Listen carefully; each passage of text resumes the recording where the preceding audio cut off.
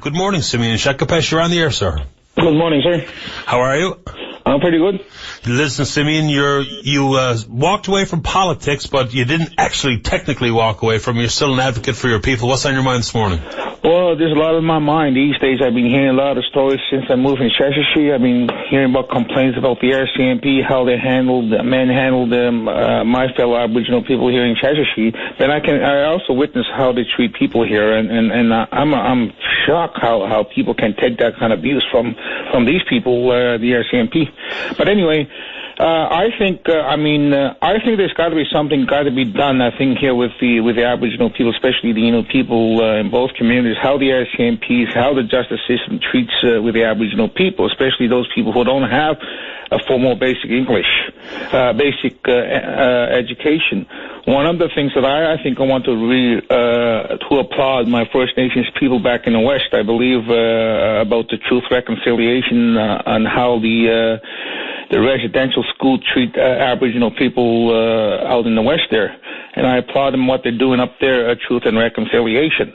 But I certainly like to see the truth and reconciliation done on the people here in Labrador, how the RCMP and justice, the system, the whole system treats the Aboriginal people here, and especially at the correctional centers. How the stories are coming out, it's unbelievable and it's totally incredible what I'm hearing. And I've seen it myself too, and I see how the RCMP treat their people, and my God, this is somewhere's got to stop on somewhere, I think. And I think I need to see some investigation, a really thorough investigation done. And I see some people get bruises when they get arrested by the RCMP. When they get out in the cells, there's bruises, there's broken arms, there's all kinds of physical abuse and mental abuse. Emotional abuse transpired when they're in custody with these authorities. What kind of training, to your knowledge, what kind of additional training do the RCMP get to be stationed in communities like yours?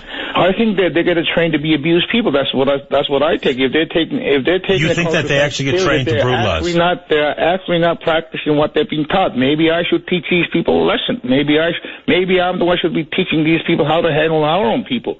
Because they're certainly not doing what they've been taught. They're just abusing their power. They think they're above the law. They're not.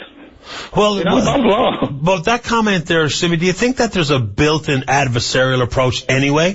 The Innu people do not trust the RCMP, don't respect the RCMP, and then consequently we have that coming from both sides. Do you think that it's a two-way street so far as this disrespectful nature goes? I think the Aboriginal people are very forgiving people, and I think the Aboriginal people are very kind people, and I think Aboriginal people are very sensitive people.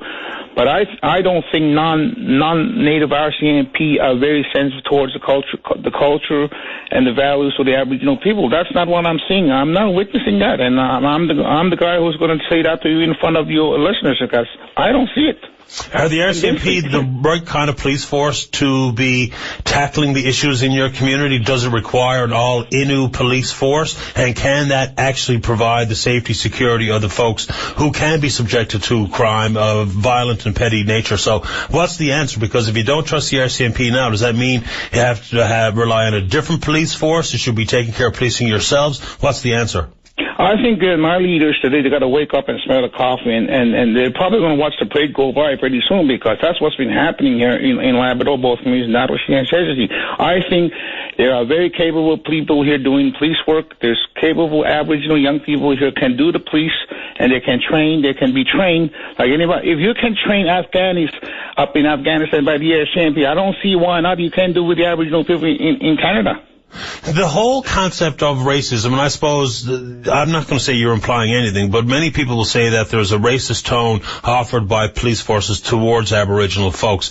And my comment about, do you think that there's a two-way street here of adversarial relationship right from the get-go?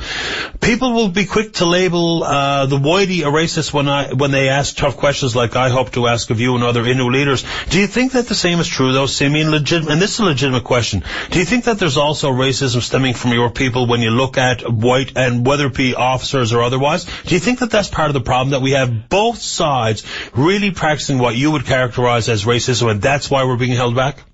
I think when you oppress people, I think that's when the racism start coming out. When you start the oppression, I think that's where the problem is.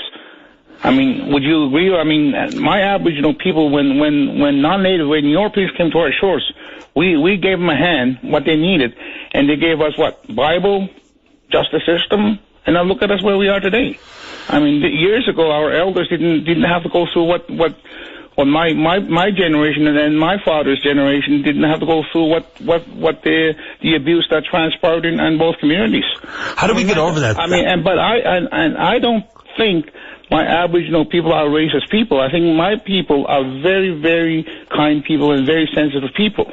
And I think we are engaged what's been brought to our communities. We are engaging the racism into what's been brought to our communities. Many people, and I've said this in the past, and because I prefer to say it directly to people's ears so far as radio goes, when we talk about the oppression, and there's no one can deny the atrocities committed against Aboriginal peoples across the country, and they differ from region to region, but when that's the truth and it's acknowledged, recognized, and people have in some position of authority apologize for it, when do people get past for paying for sins of their father? And I ask this as a legitimate question, Simeon. When do people, say my age, get past paying for the sins of our fathers and forefathers? When does that happen, and how do we get forward if we can ever arrive at that point? I think there's room for that. I think there's a lot of room for that, but I think this oppression, however, whatever you want to call it, whatever you want to name, whatever wording you want to use, this has got to stop how you treat Aboriginal people. There's no need for that. I mean, look at this. When I was in school, I was asked to speak English when I was in school. And if I don't start talking in English, then the teacher put soap in my mouth. Right. I mean, did you have to go through that when you were going to school? No, but I got the face smacked off me. See, and there's no need for that kind of stuff. No, there's not. Right? And today, there's no need for that to continue today. We need to get along somehow. We need to start respecting one another. Like, I respect a lot of people in this country, and I do. And I mean it when I say that, because I do. Because when people start disrespecting my people, my memory goes back what transpired in those days, how the RCMP or the nurse or the doctor or anybody else, how did they treat my people? And I don't accept that kind of stuff. And I won't. And I won't stand by it and watch it. Simeon, when it comes to not just outside of the police service or whatnot, you've spoken out very forcefully about what happens at the job site, Muskrat Falls in particular, opportunities for the Innu, opportunities that are, even when they're granted, they are treated shabbily on site. There's a few documented issues that made it to human resources for Nalcor and the other contractors on site. Is that changing? Is it getting any better? Because the most recent benefits report shows quite clearly that a lot of Aboriginals are getting the opportunity on site. What's your take currently? Well, I think it still happens what's been happening at Muskrat Falls, but I put on my social media this morning, I asked her how many people from Nadash are working at Muskrat Falls. Do you know the number is? How many? 10. See, the benefits report says different stuff, and that's where we're all at a loss to give a fair review of what we see going on, because, I mean, I'm not there, so I can't tell you from first-hand knowledge what's going on, but the benefits report reads differently, so it's a huge disconnect. I don't know where we're going to go from there. Simeon, this is another question people will ask, and I'll ask it of you.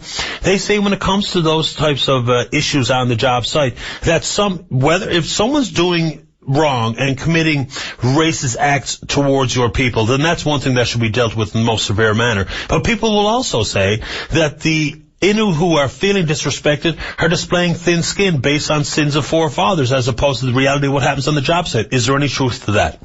Exactly. I think there's a big truth there, because let's say if your marriage is not working, are you going to stay in that marriage or are you going to walk away? Well, some people will say the best idea is to work on it and see if you can make it work. Yeah, and I think there's over the months now, a lot of Innu people try to work with these people, and all they do is all they can take is take, and then somewhere on the line the Innu people want to walk away. And I think I am concerned about the numbers. I'm also concerned about the contracts that people say, okay, IDA is going to be in place, and we're going to have a first 10 contracts, and now none of us have contracts. But the only people who have contracts who negotiate those contracts are their families. And that's not right either. I think every individual has to be given an opportunity or a chance And that's what I'm asking. I think we're all equals here. We all approve the project. But now I have 10 people from Nawashish working at Muskrat Falls, and I don't think I have one either. I may have one from Voisey's Bay, and this is not good enough. And I don't think it's not acceptable, and I don't think any leader should tolerate. But if your leader have their own propaganda with NALCO or anybody else, then Simeon, when you were chief, you'd speak out on these issues, and you'd say things like, we're going to stand up and people will never forget. And I asked you quite directly if the protests were going to take on a dirty and or bloody tone or theme. You wouldn't really answer those questions, but are we looking at something where the protest on behalf of Aboriginals and in your neck of the woods, the Innu community, is going to get beyond the legitimate protest of signs and having your voice heard and having the media coverage that you deserve when you have issues that are facing your people? Are we really looking down the barrel of what's going to become a bloody fight? Next couple of months, I can tell you at least the tempers are flaring up, and then it'll be next couple of months. I think there'll be more tempers flaring up. There'll be a lot of people be talking. I mean, I've been talking to people here in Cheshire. They don't like what's going on there. And they said, Simeon, it's time to take action. I said, well, if you want to take action, take action. But I'm with you guys. I mean, it's up to them. But as a community leader, do you think the onus is on you to talk people down from that? Because that is obviously, as you know yourself, when we arrive at that point, that's going to set back the relations as opposed to further them. So is it not your role as community leader to make sure we don't go down that road? Well, I think I've been trying my best. I think, look at it, there's no protest. There hasn't been no protest since I spoke with you guys, right? But when tempers and enough is enough, when people say that's when people will take their matters in their own hands, regardless whether you're a leader or not. Simeon, I appreciate your call this morning. I can just guess by your continued concern for your people and the role you play as an advocate that we haven't seen the last of you as a politician of some variety and note. I appreciate your time today, sir. Stay in touch. At your convenience, call the program. Thank you very much for giving me the time. You take care of yourself. Yeah. All the best.